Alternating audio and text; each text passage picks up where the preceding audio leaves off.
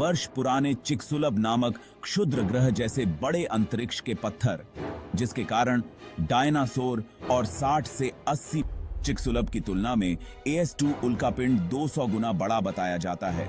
एक नए शोध से पता चलता है कि उल्कापिंड हमारे ग्रह पर जटिल जीवन के निर्माण के लिए फायदेमंद हो सकता है और अक्सर अलग अलग बड़े उल्कापिंडों से बमबारी की जाती थी।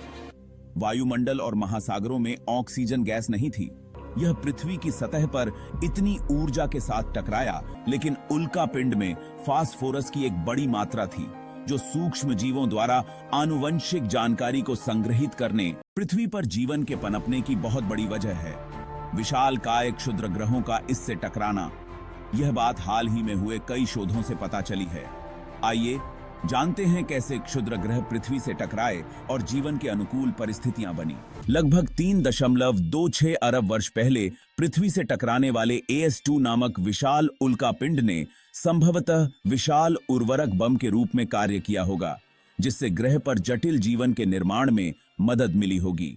युकाटन प्रायद्वीप के तट पर दुर्घटनाग्रस्त हुए 66 मिलियन वर्ष पुराने चिकसुलभ नामक क्षुद्र ग्रह जैसे बड़े अंतरिक्ष के पत्थर, जिसके कारण डायनासोर और 60 से 80% पशु प्रजातियां विलुप्त हो गईं, अक्सर ग्रह पर जीवन रूपों के विनाश से जुड़े होते हैं। चिकसुलभ की तुलना में AS2 उल्कापिंड 200 गुना बड़ा बताया जाता है और इससे बहुत अधिक विनाश हुआ।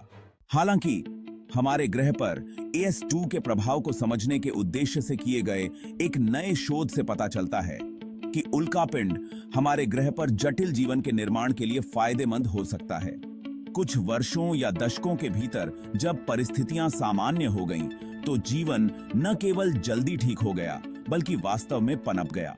पैलियोआर्कियन युग के दौरान पृथ्वी एक बहुत ही अलग जगह थी और अक्सर अलग अलग बड़े उल्कापिंडों से बमबारी की जाती थी।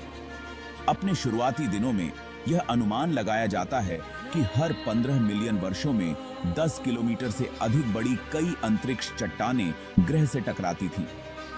इसका मतलब है कि आर्कियन ईओनन के दौरान कम से कम 16 विशाल उल्कापिंड पृथ्वी से टकराए होंगे, जो 2 बिलियन वर्षों तक चला।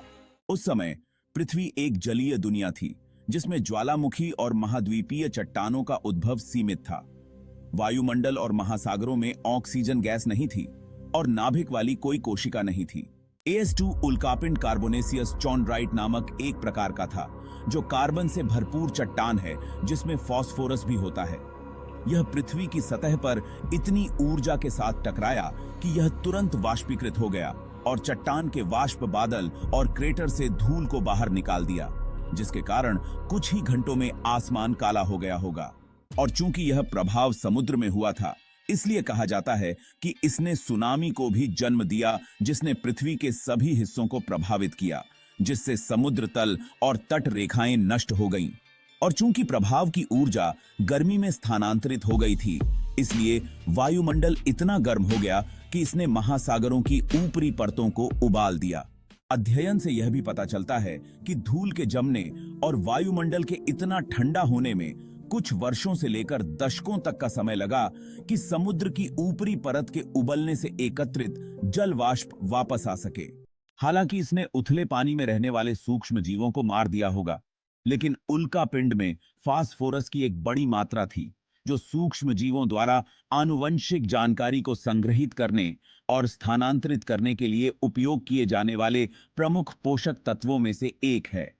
सुनामी के लिए ऐसा कहा जाता है कि बड़ी लहरों ने लोहे से भरपूर गहरे पानी को सतह पर उथले पानी के साथ मिला दिया, जिससे सूक्ष्म जीवों के पनपने के लिए एक आदर्श वातावरण बन गया। दोस्तों, आपको यह जानकारी कैसी लगी? कमेंट में जरूर बताएं और इसी तरह की बेहतरीन जानकारी के लिए हमें सब्सक्राइब करें। Thank you.